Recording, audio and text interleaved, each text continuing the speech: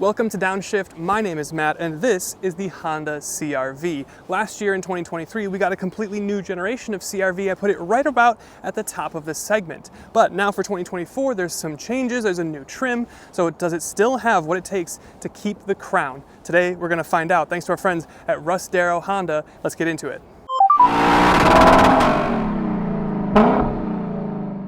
Now the first thing is there's just a handful of little features and amenities that you don't get in the CRV that you will get in competitors like the RAV4 or a Tucson or maybe even a Tiguan. Things like no head-up display, no cooled front seats, no heated rear seats, no panoramic roof option, no 360 camera.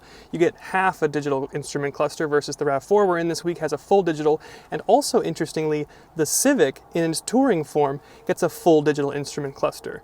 You also don't get a digital rear view mirror, and you don't get custom ambient light colors. These are little things individually, like maybe I wish I had a 360 camera or a cooled seat or a panoramic roof, but I do have to cover it objectively because these are things that you can get in something like a RAV4 or a Tucson. And then there's the fact that I kind of believe there to be a missing powertrain, at least here in the States, because I know they have it in their lineup overseas, and it's a plug-in hybrid. Now the CRV hybrid here gets a 1.4 kilowatt hour battery pack, which is big enough to add power and act as a normal hybrid system. However, competitors like the Tucson, the RAV4, the Sportage, all have PHEV or plug-in hybrid options to help bridge that gap from gas to EV. Honda even said they expect 50% of their CRV sales for this new generation to be hybrid. And they've done that, if not exceeded that. So why not offer a plug-in hybrid to kind of get you closer to that next level EV, that new Prologue that they're debuting in a couple weeks here? I think it would help bridge the gap for some people with a little bit of range anxiety. And this may not be something you care about. I don't see many CRVs towing, but your towing capacity here, if you do need to tow something, is just 1,000 pounds versus in something like a RAV4, you've got 15, or the RAV4 Prime that we're in this week goes up to 2,500, or a Mazda CX-50 with the turbo engine goes up to 3,500. So you are not getting much towing capacity here, but again, it's probably not super relevant. I don't see many CRVs towing, but good to know anyway. And we already covered a couple of these things, but I wanted to talk a little bit more in depth about some of the luxury features and the tech features that you get here, and not just about the demerits or things that are missing. You do get things like heated seats and two-person memory for your driver. And in the hybrids here, you get this nice black interior with the orange stitching to give it some personality. You're not going to get cooled seats, but you do get a heated steering wheel. And then as far as your tech goes, you're not going to get a head-up display, but you do get a semi-digital cluster, and it gives you just about as much information as the full digital ones that you would find on something like a RAV4. You don't get the digital rear view mirror, but you can upgrade to the 9-inch infotainment system. That's the upgraded one, and that's got wireless Apple CarPlay and Android Auto. You'll get that on the Touring trim, the L here, and the EXL. And you don't get a 360 camera, and the screen itself can be maybe a little laggy at times, and some people have reported issues connecting to CarPlay, like I believe Tedward has some issues with his Civic Type R, but this has been fine for me today. Ultimately, the interior is nice, and we'll talk a little bit more about that later, but there are just a few things missing here. And then specifically, we're going to talk about fuel economy, and more specifically than that, we're going to talk about hybrid CRVs with all-wheel drive. And that's because specifically the all-wheel drive hybrids, we see 40 mpg in the city and 34 mpg on the highway, which on the face of it sounds pretty good, at least in the city. However, when we compare that to the previous generation CRV hybrid with all-wheel drive, it's actually down 1 mpg. Now, of course, this is because it's more boxy, it's bigger, it's heavier, it's more practical, but less mpg is not necessarily the direction I wanted to see us go, Honda. But 1 mpg difference, that's within the realm of standard deviation of how you drive, where you drive, and what temperatures you're driving in. The real problem that I've seen this week is this, in the real world, with all-wheel drive and a hybrid system, is getting less fuel economy than the RAV4 Prime that we're in when it's just in hybrid mode, and that is a little bit heavier with its full plug-in 18.1 kilowatt hour battery. So the real world MPG is just marginally less than the RAV4. So objectively, we have to ding it. Ready? Let's talk performance. Now this is the most powerful CRV ever, and it's kind of like saying that your house is as valuable as ever, because that's just kind of the natural progression of the march of time. But despite this being the most powerful, it's not like it's super fast. 0 to 60 is done in 7 seconds. Now, still whole seconds faster than that VW Tiguan that I think is going to come out next week, but it is still going to be just a hair slower than its RAV4 rival.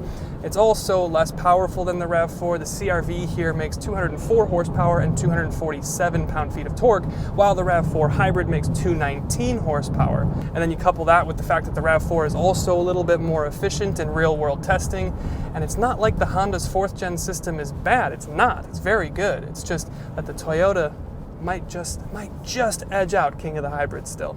And the last thing we're going to talk about on the negative side, before we talk about all the great things about the CRV, is price. But remember at the beginning of the video when I kind of listed all the things that you can't get on the CRV that you can get on the RAV4? Well, it gets worse because this is more expensive too. And it's more expensive than its major rival, the RAV4, by a couple grand. The base RAV4 Hybrid LE starts at around $31,500, and a base hybrid CRV Sport starts at $33,700 or just about. So over $2 grand more, and that's a tough pill to swallow. Base for base, hybrid-wise, the CRV is just going to be about $2,000 more to start than a RAV4. But that being said, this is brand new. It's got a way nicer interior. It's nice, modern, whereas the RAV4 is getting pretty old. So with that, let's talk about all the great things about the CRV. And the first thing I'll say is the look. The look here is top class, maybe aside from a Mazda CX-5 or CX-50, but this is top 3 in terms of style for sure. That said, the gas CRVs in EX and EXL don't look quite as good, but this Sport and Sport L and Sport Touring look the business. Super clean, modern design. This silver color looks great, but my favorite is the Canyon River Blue Pearl. You can get the black accents all around the car. You've got a bold grille, blacked out lower valence for an aggressive look. You get LED headlights with a signature simple strip running light. This Sport L gets the blacked out 18-inch wheels, and the profile is clean and boxy with some chrome accenting, and you can see it maximizing headroom and cargo space from the shape. The LED taillights remind me a little bit of Mazda, so it is really handsome, and overall size-wise, you've got about an inch more of wheelbase and about 3 more inches of overall length, and that translates to cabin practicality and space, and we'll talk about that in a minute. But before we talk about the cabin, we're going to talk about the trunk. Now, even before this thing entered its new generation last year, it had a huge trunk, just about segment leading, and that continues here. You've got a power lift gate here, and you can get hands-free on your top Sport Touring trim. You get about 36 cubic feet of space, but you'll get up to 39 cubic space with the floor lowered on your gas cars. You can't lower the floor here on the hybrid because where's the battery going to go if you do? But with the seats down, which you can't do from the trunk, just like the RAV4, you're going to get about 76.5 cubic feet of space, and that is tops of the class. The seats fold 60/40. It's not a perfectly flat floor, but it is pretty good. But it's a huge trunk, and there's little things I love, like grocery bag hangers, a little LED light in here, and just little convenient pockets on either side of the trunk floor. So it's totally practical. And I think it's important to address the overall quality, design, and build that you get here, because if you look at this thing or interact with it for even 10 seconds, it's instantly apparent that this is on another higher level than something like a RAV4. The RAV4 leans more into the utility feel with more rubberized surfaces, but the CRV leans more elegant with nicer leathers, cleaner design, some shinier alloys and chromes. And the honeycomb vents go all the way across the dash, and it's beautiful. It's a great design. It reminds me of an Audi RS5, and that's a major compliment. The interior you can get is either black or gray, but it's contrasted on these hybrids with the orange stitching, and I really like that it gives you a little bit of personality here. And the cherry on top is a small thing, but you do notice it. The power button here on the right side of the steering wheel is dark, but you put your foot on the brake and all of a sudden it kind of glows a nice pleasant white, and you start the car and then all of a sudden it's red. And this one's specifically for my wife. It might seem like a small thing, but it is important to people, at least people that I talk to, and it's the fact that you have physical climate controls. You've got a nice knob, and it's got a little clicky tactile feel that feels substantial and kind of satisfying.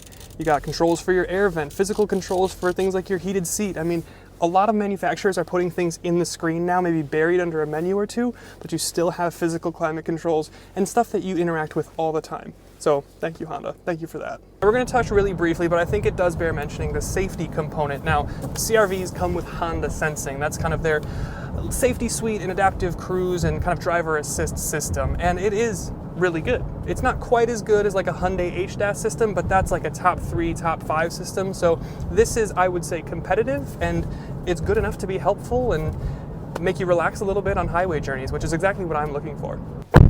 And we touched on it earlier, but the cabin space is cavernous. These rear seats are huge. I'm 6'1", and look at this.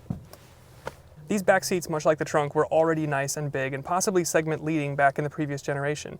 And last year when they lengthened the car by almost 3 inches, you can really feel that in the rear seats and the trunk. You've got great legroom, great headroom. The seats even recline a little bit. It's not perfect, it's missing a pano roof, which would bring some light into this otherwise black cabin. And if I'm really nitpicking, I would like heated seats back here just to be competitive with its main rival, the RAV4.